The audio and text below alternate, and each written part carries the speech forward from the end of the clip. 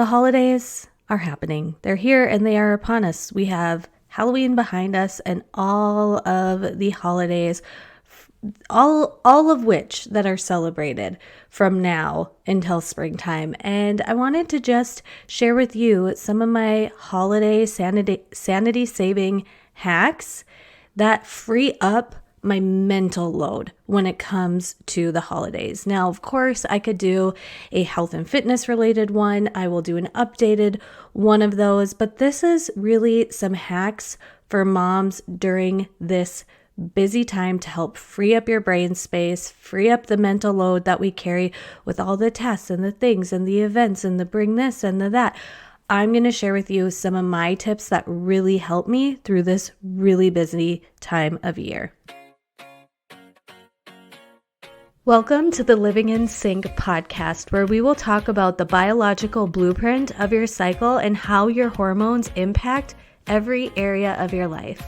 I'm your host, Joelle, certified nutritionist, mom of two, fitness coach for over a decade, and I want to help you better understand your cycle to work with your body in achieving your goals. I will teach you how to care for your body in a well-rounded and realistic way that caters to your season of life and feel freaking amazing.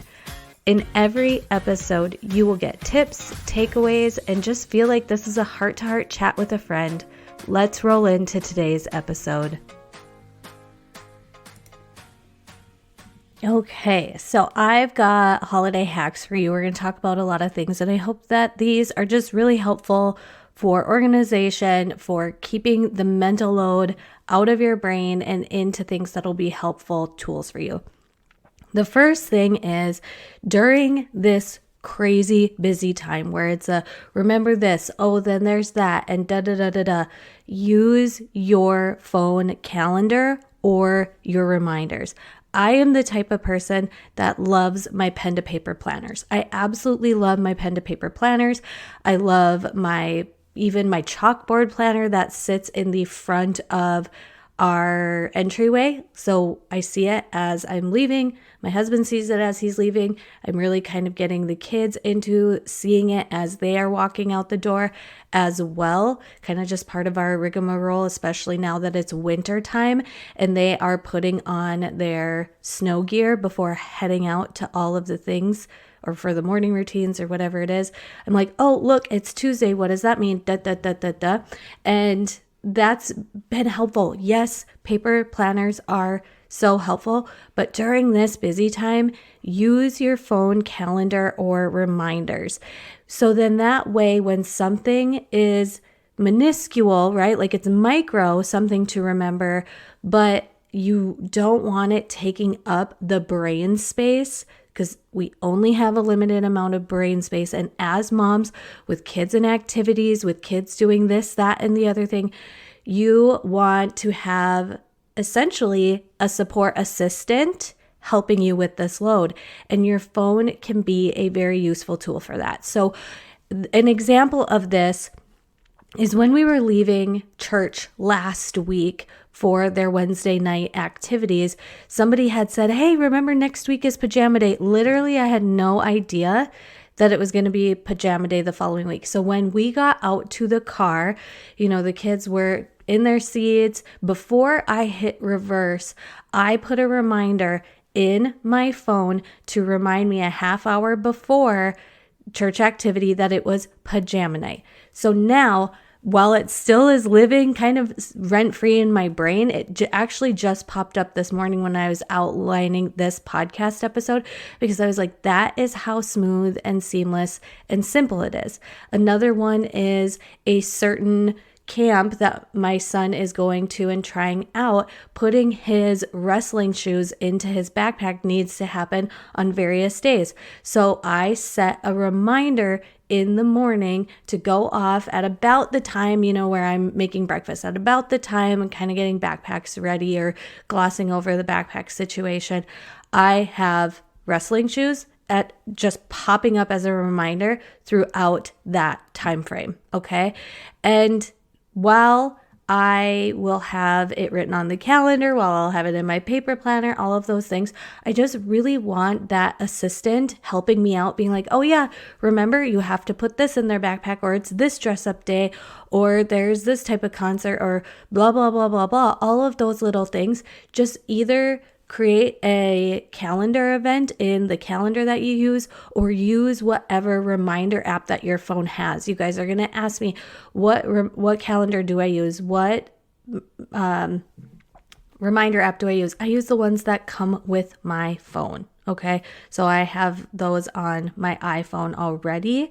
If there is a more systemized one, go ahead, knock yourself out. But I just find that I don't use my calendar on my phone or reminders on my phone as rigidly as I do during this time of year. It's like literally, I think of something, put it in the phone. Think of something, put it in the phone. Think of something, put it in the phone.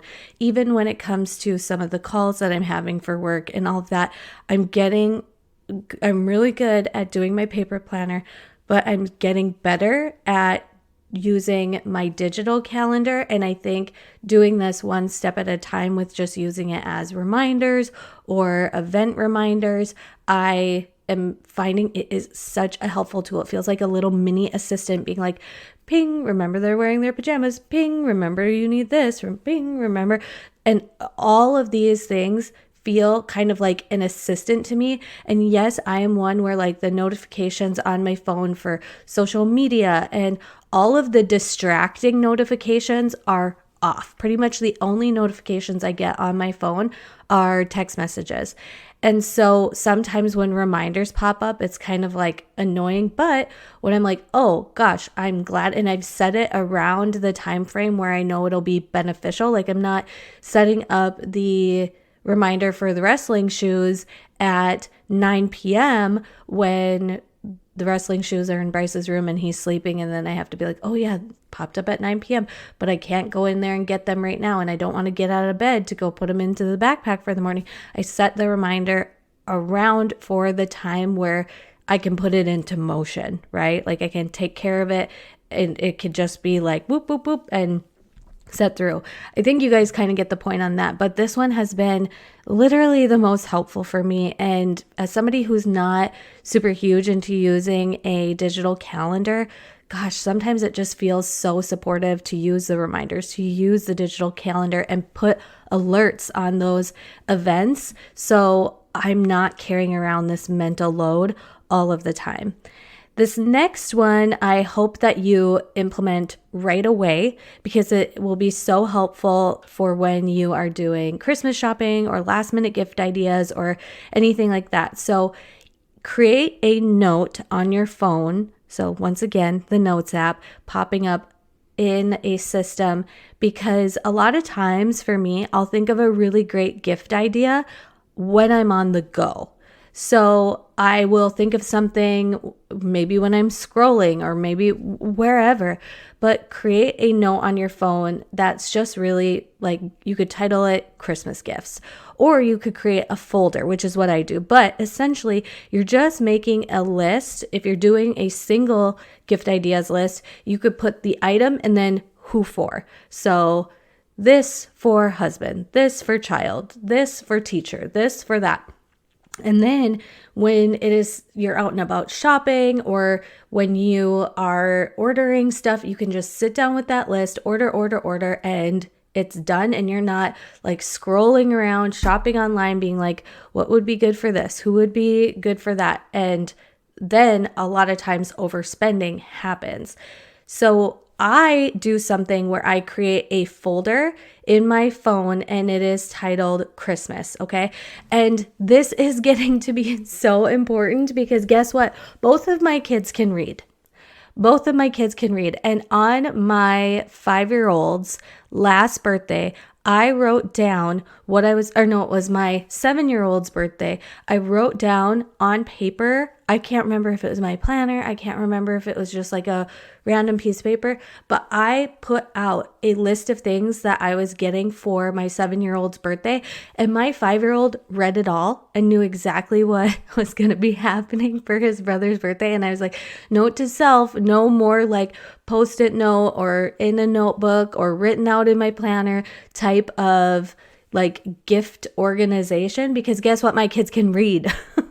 Like, we have hit that age where you got to start being a little sneaky. And so I have a folder on my phone, and I have one for each child. I have one for my husband, and then I have miscellaneous gift giving. So if I think of, oh my gosh, this would be a great idea for teachers, this would be a great idea for that, I thankfully have a communication open with distant family members that we're just not going to do present exchange in that kind of way. We spend the time together. My parents buy gifts for the grandkids, but I don't buy for my brother's kid. Like, we kind of have those types of relationships where we have openly said, like, we don't need to exchange gifts. That's just, I'd rather my brother spend that on his family, my in-laws spend that on their families. Like, my kids have legit, like, we kind of had that talk of we all have enough stuff. So,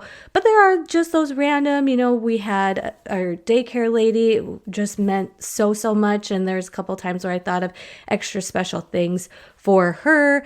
And there's just the miscellaneous. So I would write all of that down. Sometimes I get a really good idea in the summertime for my husband's Christmas gift. And I'm so glad that there have been times where I'm like, I have no idea what I'm getting him. And I've popped open that list either, post Christmas. Sometimes I see what others get their significant others. My husband's birthday is in March. So I put it into his gift section, and then that becomes his birthday present. So this is just kind of a cool system. I'm not updating it or on top of it all of the time. It's just one of those things where when I have the thought of like, oh my gosh, Bryce would really like this for Christmas, I put it in there. So if a grandparent or we're wondering kind of what to get him, then we're not just standing in a store or looking around online browsing. It can be kind of seamless, specific, and whatnot. So this note or this folder is really, really helpful for keeping things. And then guess what? When you're out and about shopping,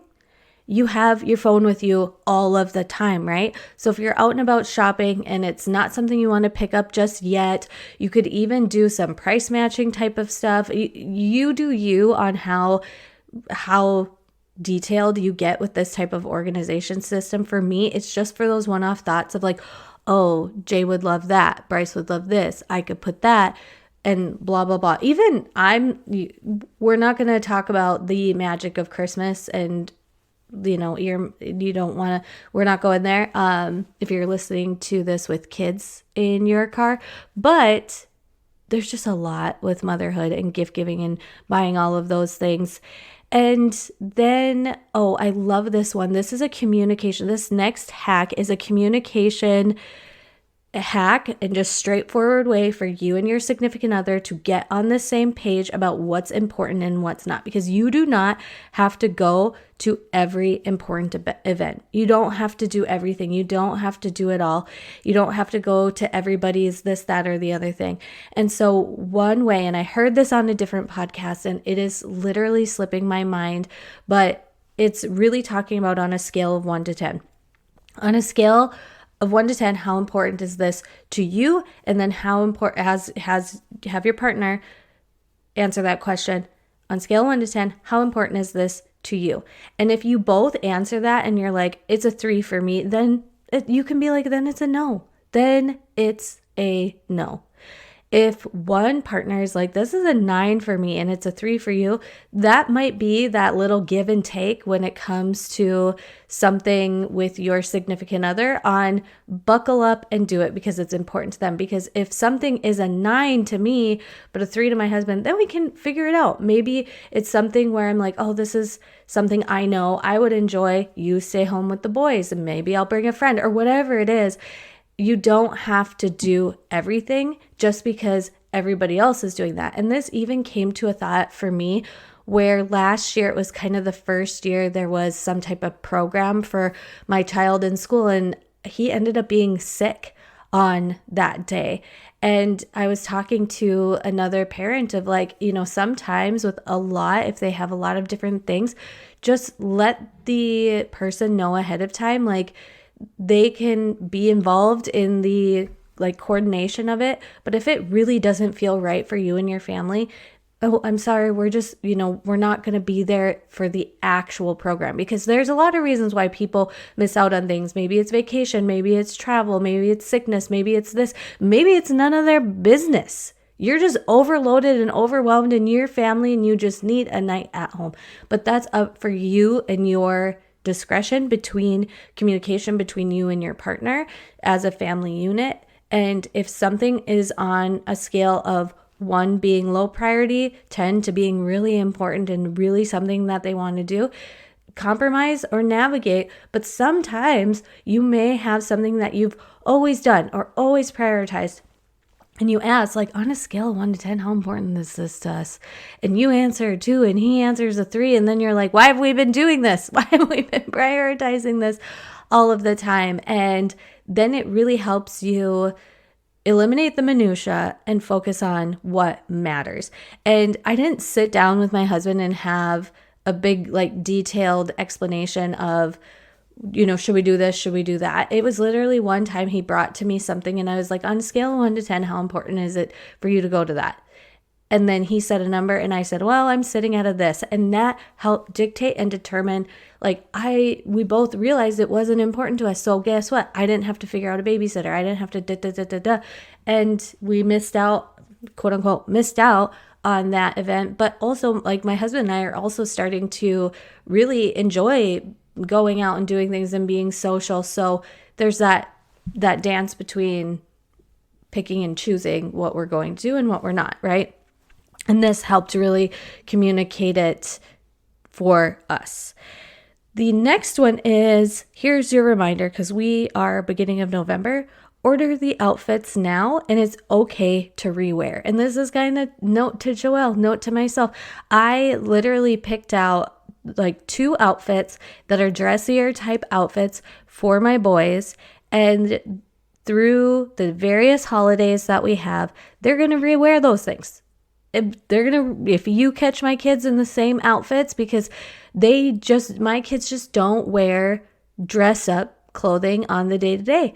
And therefore I don't want to force them to wear it. I don't want to buy, like, there's just going to be the outfit repeat when it comes to my boys. And this might not be applicable to all of you, because Lord knows if I had a little girl and if she liked dresses, she would probably have a closet full. Between my mother and I, she would probably have a closet full to choose from. But it's okay if there's a rewear. It's okay if you rewear an outfit. If you have one outfit that makes you feel amazing and you wear that to every single holiday this year, you rock that outfit because it makes you feel amazing, because it's an outfit that you like. It's an outfit that you feel good in, right? Know what those things are, have them on hand, and rock them. Rock them as many times as you want to. The next one is, and this is a new to me information, but is really going to be helpful all year round, is create a family email. I learned about this on the Being Better Everyday podcast, and it was an episode between Julie and her sister-in-law, who is a mom of 3, corporate working gal. She's got a lot on her plate. She also volunteers, involved in church, and she just off the cuff was like, we created a family email and my husband has access to it. And when we sign up for things for school and this and that, and we need reminders, we use the family email. And I was like, this is literally genius, because there are times, especially with some things, like with certain activities, sporting events, I'm like, husband, that's you, fill me in, but like, I'm not. So he'll like forward me an email. That's a communication. I'll forward him an email. That's like a communication of some sort. And then I'm like, okay, no, creating a family email, when I sign up for things from here on out, we are going to be using that family email. And guess what, you guys, my husband checks his email more than I do. So this is a hack. This is a hack where he's probably going to be more on top of this kind of stuff now. And that's okay, because I carry a lot of the mental load in that kind of stuff where it's like, oh, what's for lunch today? The kids sometimes bring lunch and sometimes they don't. And I'm in the rigmarole of that. He doesn't have to think about that. So it's 100% fine if he's on top of an email and he's like, hey, did you see da-da-da? No, he just gives me the verbal explanation. I'll put it into my reminder or my calendar, this, that, or that. That's fine. That is okay, fine by me. I think I get some weird looks sometimes when moms are like, did you see this on Facebook? Did you see this via email? And I'm like, no, but Sean did. Because we cannot carry it all. And there's got to be a point at some point where you're not the one holding everything, because there's going to be big time burnout. So I thought that family email account was a genius idea, and I wanted to share that with you guys. And then here is the last hack, and I hope it's the one that hits your heart the most. Know that everyone is winging it. Everyone has their strengths. Who you see on social media, some people have the strength of decor, some people do not. Some people have the strength of volunteering, some people do not. We have our different strengths, and we all need to do what we do and what they do. And they also have their own reasons for why they do what they do. They have their own reasons for why they do what they do. So you just stay focused on what you want the holidays to be for you. I'm going to say that again. Know that everyone is winging it. And everyone has their strengths of what they do and what they want to do. And everyone has their reasons for why they do what they do. So just stay focused on what you want for the holidays to be for you and your family. I won't repeat that a third time, but I really kind of want to, because the reason why I set the reminder of this is because if you are on social media and you're seeing what other moms are doing or what they've planned or what they've organized or what their tree looks like versus what your tree looks like no matter what, where that comparison game seeps in for you, know that you have your strengths too. You have the things that are going to be special moments and memories for your kids. And guess what? If your kids aren't on social media, which mine are not, most young kids are not, but they're not going to even see what other people's stuff is like. And they don't care. They don't care. And the reason why I added in is they have their own reasons for why they do what they do.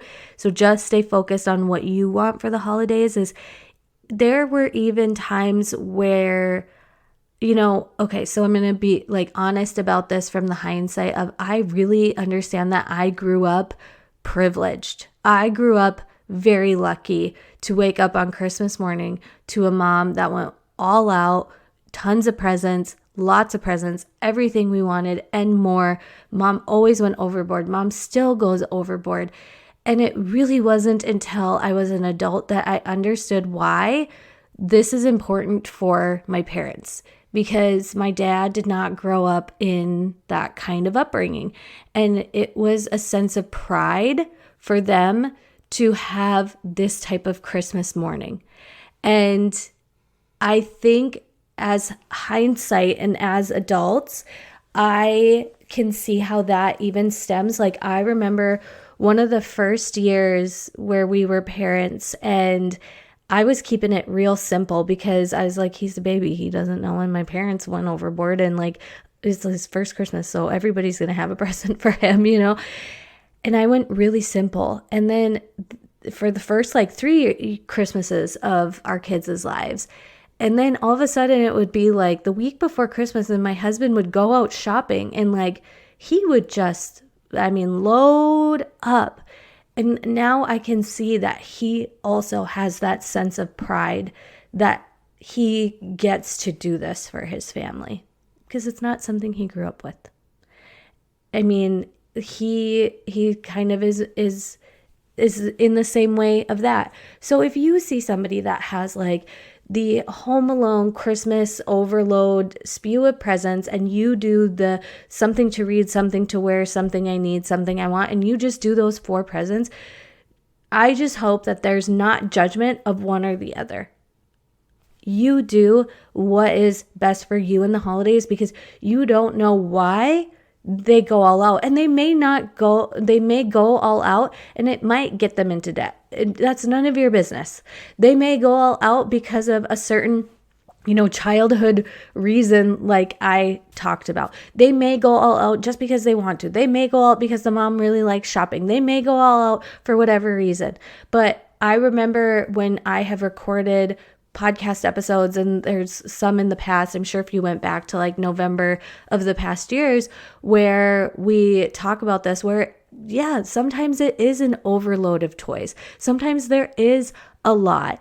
But also sometimes I understand like somebody is buying a gift because they want to show someone else they care. And I'm just at the place where each year we kind of like navigate what's going on. I've even, shared with people that there are some years where people have abundance to go all out, and there are some years where there's not. And that's a-okay.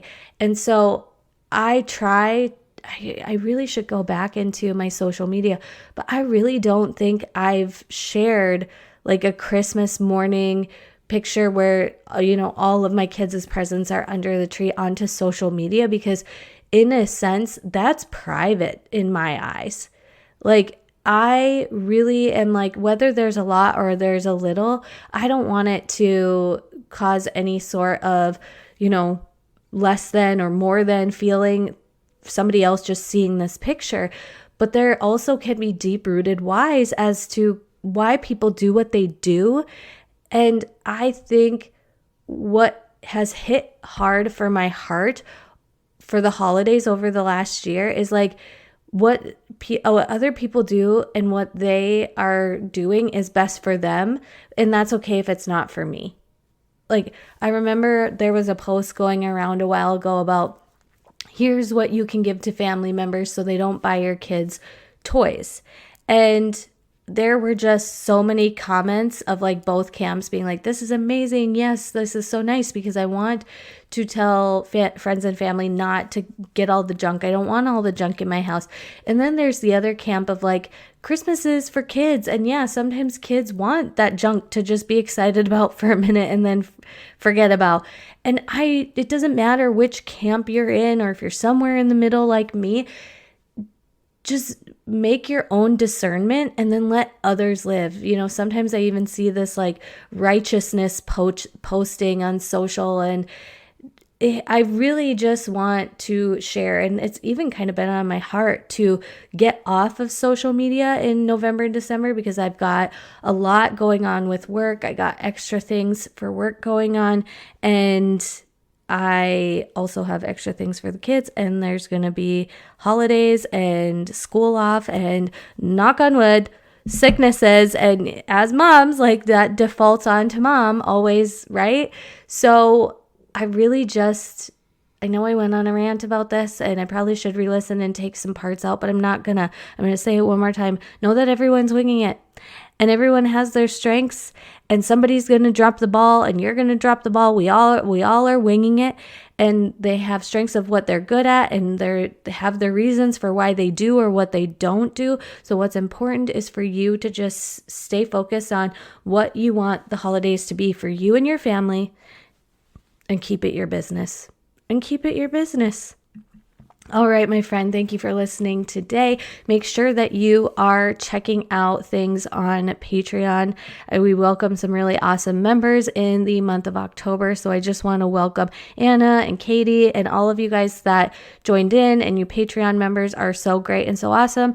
We had really good feedback on the Bible study, as always. Like, the Bible study just kills it, and the end of the year always leads to just some cool conversation around goal setting and the new year and realigning. And as you guys know, I follow the Horatio Planning Dream do they still call it Dreamer Summit? But I bring a lot of that onto Patreon come the new year. So if you really do want to recenter, refresh, get some goals, stay focused during this holiday season, have a breath of fresh air when it comes to content.